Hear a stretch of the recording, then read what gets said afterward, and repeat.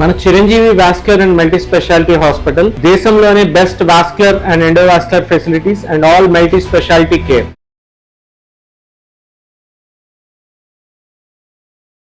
నమస్కారం అండి, నా పేరు doctor Rajesh Ukala, consultant physician at TX hospitals Banjara hills.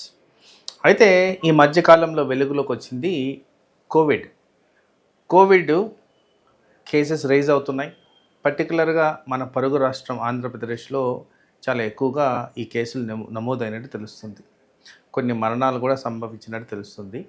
So వాస్తవానికి దాని గురించి మాట్లాడుతున్నప్పుడు, అంటే కోవిడ్ అప్రైజ్ గురించి మాట్లాడుతున్నప్పుడు, ఎవరైతే ఎఫెక్ట్ అవుతున్నారో ఎక్కువ శాతము ఇమ్యూనో కాంప్రమైజ్డ్ పీపుల్, అంటే ఎక్స్ట్రీమ్స్ ఆఫ్ ఏజెస్, చిన్నపిల్లలు కానీ పెద్దవాళ్ళు కానీ క్యాన్సర్ ట్రీట్మెంట్ తీసుకునే వాళ్ళు కానీ ఎవరికైతే ఇమ్యూన్ సిస్టమ్ సరిగ్గా ఉండదో వాళ్ళలో అధికంగా ఈ ఎఫెక్షన్ కనిపిస్తున్నట్టు, వాళ్ళకే ఎక్కువగా తీవ్రత కూడా చూపిస్తున్నట్టు గమనించారు.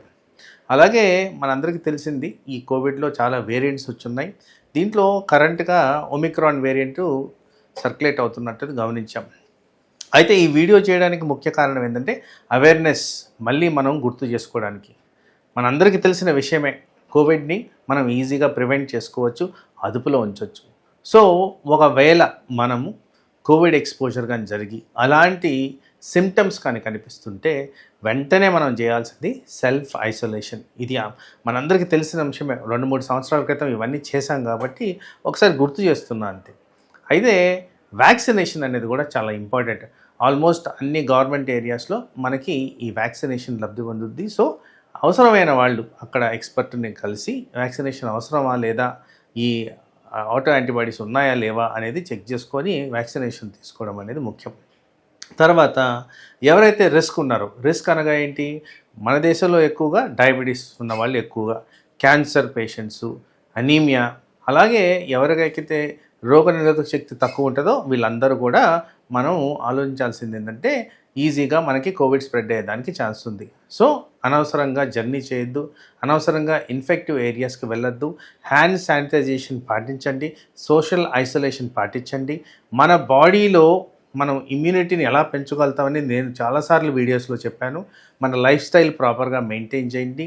ఒకవేళ ఎవరికైతే హెల్త్ రిలేటెడ్ ప్రాబ్లమ్స్ ఉంటాయో, అవయాలకు సంబంధించిన ప్రాబ్లమ్స్ ఉంటాయో వీళ్ళందరూ కూడా డాక్టర్ని సంప్రదించి ఆ టార్గెట్ లెవెల్స్కి ఉన్నాయా లేవా, మన షుగర్ లెవెల్స్ కరెక్ట్గా ఉన్నాయా లేవా, ముఖ్యంగా పోషకాహారాలు, ఐరన్ డెఫిషియన్సీ, ఈ vitamin deficiency, trace elements, thyroid disease, ఇలాంటివన్నీ కూడా ప్రాపర్గా ఎవాల్యుయేట్ అయ్యి ప్రాపర్ టార్గెట్ మెయింటైన్ చేస్తున్నామా లేదా, ప్రాపర్ పద్ధతుల్లో మనము డైట్ తీసుకుంటున్నామా లేదా, ఇలాంటివన్నీ చేస్తే మన ఇమ్యూనిటీ ఆటోమేటిక్గా డెవలప్ అవుద్ది.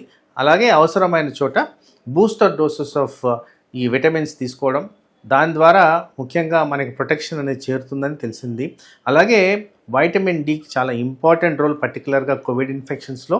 ఇక్కడ వైటమిన్ డి ఎవరికైతే పుష్కలంగా ఉంటుందో వాళ్ళల్లో కోవిడ్ ఇన్ఫెక్షన్ తీవ్రత తక్కువ ఉంటుందని కూడా ఎస్టాబ్లిష్డ్ ఫ్యాక్ట్, సైంటిఫిక్ ఆధారాలు కూడా వీరికి ఉన్నాయి. కాబట్టి ఇవన్నీ కూడా ఉద్దేశించి మనం ప్రాపర్ అనాలిసిస్ చేసుకుంటూ కోవిడ్ని ఈజీగా మనం అధిగమించవచ్చు. అయితే మనకిప్పుడు కోవిడ్ కేసెస్ కంప్లీట్గా నిర్మూలించామా లేదు, ప్రతిరోజు ప్రతి సంవత్సరం కంటిన్యూస్గా కోవిడ్ కేసెస్ అయితే మన దేశవ్యాప్తంగా అక్కడక్కడ కనిపిస్తున్నాయి, చాలా లో లెవెల్ నంబర్స్లో కనిపిస్తున్నాయి.